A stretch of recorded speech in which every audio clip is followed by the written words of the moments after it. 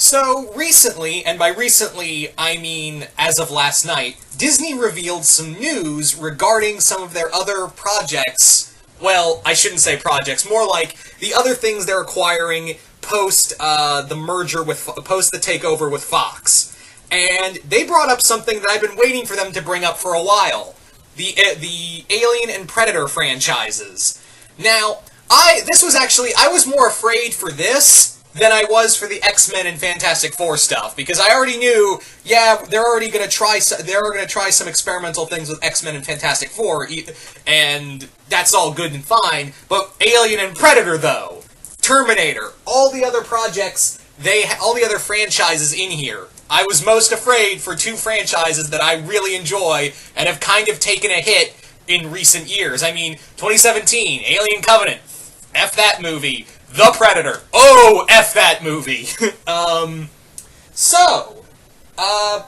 This film, these two franchises who have not had the best track record as of late have been I've made me worried, not just because of they weren't exactly, not just because of how, as of late, like how not Disney they are, but really, like, Disney would look at this and maybe think that, in recent times, Alien and Predator are just kind of just like their box office poison from their recent films. But some recent news has revealed some very interesting news. And take this as you will, but it does give me hope for the future. In a recent interview, Disney has stated that Alien and Predator will remain R-rated. Now, you may be thinking, well, that's not much. That's just, them saying Alien and Predator films are just going to be R-rated. Now, take this with a grain of salt. Because, yes, it is good to hear that Disney is not going to censor them, much like they've assured multiple times that Deadpool will not be censored. The other thing is that this gives a lot of hope for the future of Alien and Predator. Why, you may ask? My thinking is, and I'm pretty sure a lot of you guys out there have the same thinking of, why would they bring that up if they weren't going to do anything with it? Most assuredly, they are. Because they wouldn't bring that up if they didn't have something planned for the future. And it was also, a week prior, it's funny to note that during an interview with James Cameron, he said that don't lose hope on Neil Blomkamp's Alien 5 film. Which made me go, I thought that project was dead in the water after Raimi, came back with Prometheus and that other garbage fire movie. So, it does give me a lot of hope, and he wouldn't, James Cameron said that, and then a week later this news comes out. So I've got a feeling that, Disney doesn't want to give up on this. It's a very, Alien and Predator is still a very viable franchise. It's just that in recent films, we haven't really gotten a lot of, good out of it. Obviously with Covenant and The Predator. So, could it be possible that, some old Disney magic can, revitalize it? I would imagine if it was I have a feeling it's going to stay at Fox, even though it's going to be under Disney, or they could put it under New Line Cinema. Remember, New Line Cinema is actually, under Disney. So technically speaking, what was I gonna say? There are several R-rated films that are under the Disney wheelhouse, and you never even knew it. Yeah. So that's kind of well, it's not New Line Cinema, is it New Lines? I think it is. Ugh, I'm forgetting the name, but basically, it's the same film, the film company that made Pulp Fiction. So yeah, technically speaking, Pulp Fiction is a Disney film. Yeah. Let that sink into your head. Let that sink into your mind right now. And besides, in a cosmic sort of way, Michael Eisner wanted this the whole time. The previous CEO of Disney, Michael Eisner, pushed so hard to get the Alien franchise. I don't know about Predator, but he definitely wanted Alien. That's how he got the Alien Encounter ride at Disney. Granted, it wasn't the Xenomorph because, rights and all that. But it was originally meant to be Alien from, Alien.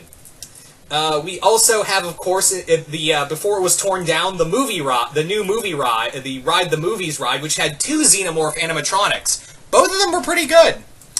I remember riding that thing multiple times. But yeah, so in a weird way, Disney's kind of always wanted the Xenomorphs in their wheelhouse, and the Yautja are just coming along with it. So yeah, and again, it does give me credence for they wouldn't talk about this unless they didn't have something planned. And again, I have a feeling that with this news that James Cameron had, maybe there's hope for Neil Blomkamp's Alien 5 film. Although, we'll have to wait for that because he's already working on the new RoboCop film as well. They're just giving Blomkamp all the recent 80s stuff, aren't they? Anywho, so what does this mean for both franchises now that they're under Disney? And we both know that, and we all know that both are going to be, both franchises are still going to remain R-rated. I think it's an interesting call. I think it's time that, someone stepped in with some new ideas, and Disney is known for its ideas. This probably won't be, you won't see the Disney logo in front of Alien and Predator. Although if that was the case, and I did see that, I would laugh hysterically in the film, in the theater. Like, the moment I see the When You Wish Upon a Star, Disney logo coming on board, and then the next thing in front of the Alien film, I will die laughing in the theater. Like I'll have like a laugh that's almost like Dragon Ball Z abridged Roshi's laugh, like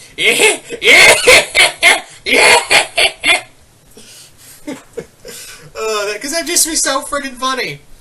Anyway, I think this is an interesting step. I'm glad Disney recognizes that these franchises you cannot tone down. And the same goes for, like, if they decide to do anything with Terminator. Well, obviously they are going to do something with Terminator because, yeah, Terminator. The next Terminator film is going to be, I guess, under Disney now. I just remembered that. Oh yeah, that Terminator movie's coming out this year. I keep forgetting because I hear so little news about it.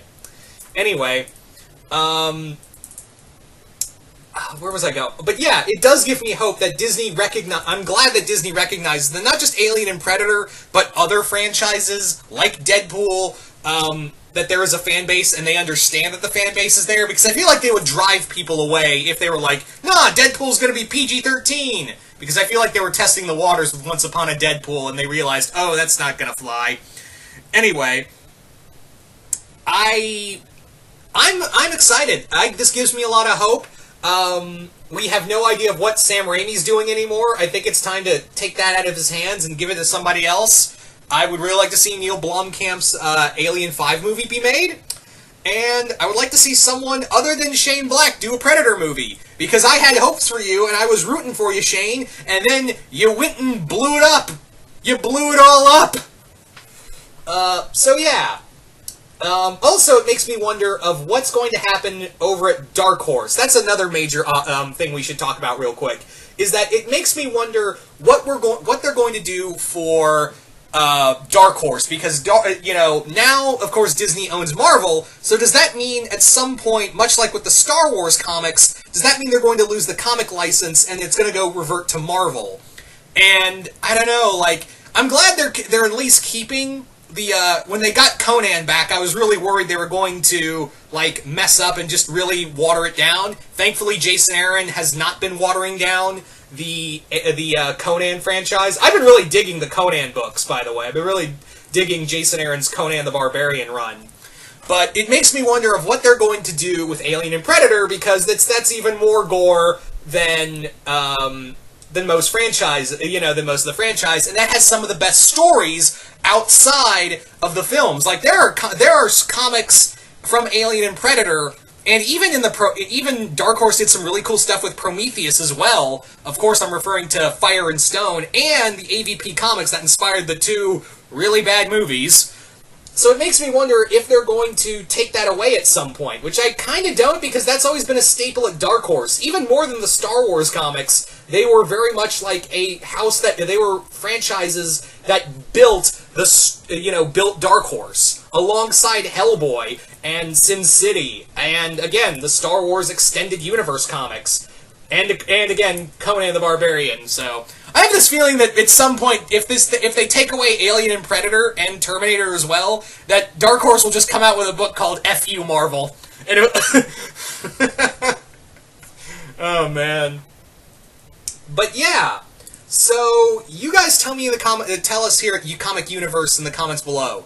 What do you guys think of Alien and Predator now under Disney, and do you think they'll have any ideas for the project? Do you think they'll actually go ahead with Neil Blomkamp's movie, Alien 5 movie? What kind of, do you think they'll get a Predator film? And do you think Marvel might take Alien and Predator away from Dark Horse? I hope not. If they do, I'm going to be a little upset because, again, there's some really good stuff in Alien and Predator lore that Dark Horse has done. So, yeah. The other, so there's that, and I don't know, maybe if we do end up getting, Alien and Predator over at Marvel, hopefully they can keep the gore and make it explicit content, but also, can we have Donny Cates do Alien? That'd be great, wouldn't it? Have Donny Cates have an Alien run? Because he'd be perfect. Dude, Donny Cates would kill it on an Alien comic. And can we get Jason Aaron on Predator? There you go. Jason Aaron on Predator, Donny Cates on Alien. You're welcome, everybody. Anyway, so yeah, just comment below, let us know here at Youniverse. Are you guys interested in Alien and Predator over at Disney officially now? Are you guys hoping for new films? Do you want to see a new Alien and Predator film? Maybe that'll give us some hope for it. Just comment below, let us know. I'm DPZ, and I will see you right here once more in the Youniverse.